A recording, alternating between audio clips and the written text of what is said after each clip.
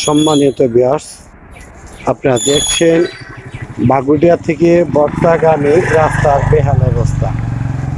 Textile কলেজের মসজিদের সামনে রাস্তা সংলগ্ন খালের পারে বিশাল একটি গর্ত তৈরি হয়েছে। যে কোনো মুহূর্তে যানবাহন এবং